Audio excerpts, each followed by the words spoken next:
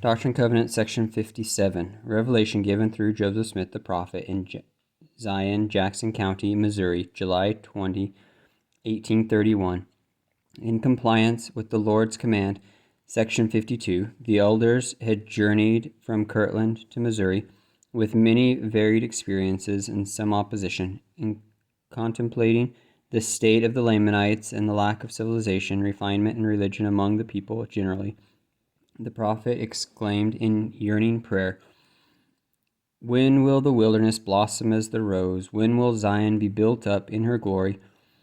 And where will the temple stand, unto which all nations shall come in the last days?" Subsequently, he received this revelation. "Hearken, O ye elders of my church, saith the Lord your God, who have assembled yourselves together according to my commandments in this land, which is the land of Missouri, which is the land which I have appointed and consecrated for the gathering of the saints. Wherefore, this is the land of promise, and the place for the city of Zion.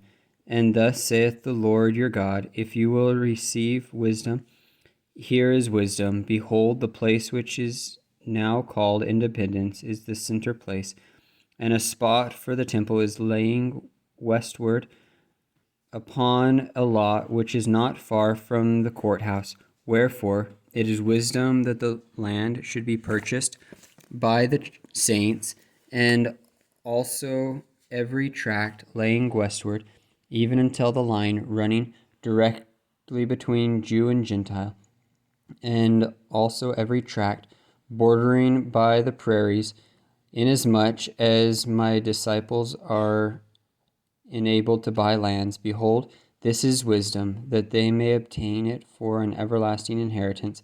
And let my servant, Sidney Gilbert, stand in the office to which I have appointed him, to receive monies, to be an agent unto the church, to buy land in all the regions round about, inasmuch as can be done in righteousness, and as wisdom shall direct. And let my servant, Edward Partridge, stand in the office to which I have appointed him, and divide unto the saints their inheritance, even as I have commanded, and also those who he has appointed to assist him.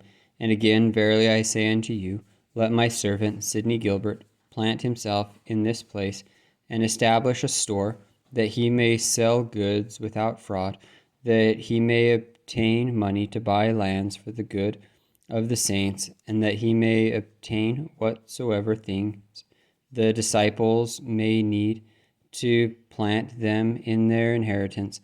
And also let my servant Sidney Gilbert obtain a license. Behold, here is wisdom.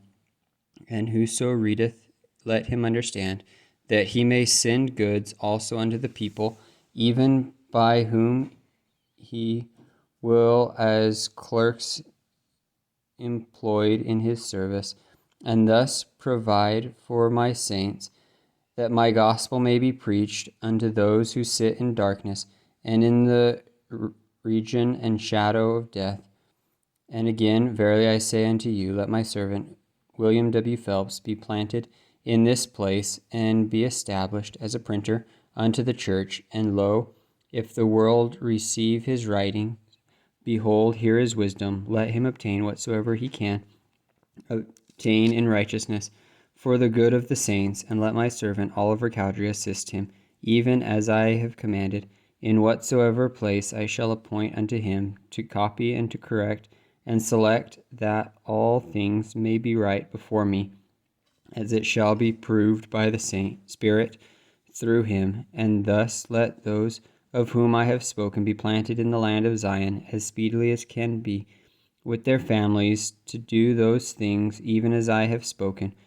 And now concerning the gathering, let the bishop and the agent make preparations for those families which have been commanded to come to this land as soon as possible, and plant them in their inheritance. And unto the residue of both elders and members further directions shall be given hereafter. Even so, amen.